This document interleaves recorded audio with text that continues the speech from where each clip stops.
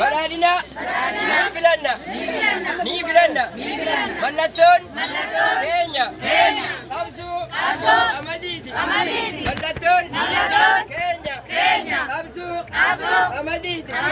paartii badhaadhina ni jaalanna ni filanna ni jaalanna doktora jaalalaa ni filanna abbichuu ni filanna digdamii afur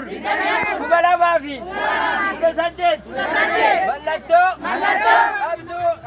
Qamadii kanarratti mallatteessuuf qophiidha jirtuu harkaan jirra indagaamu sagalee keessan harka keessan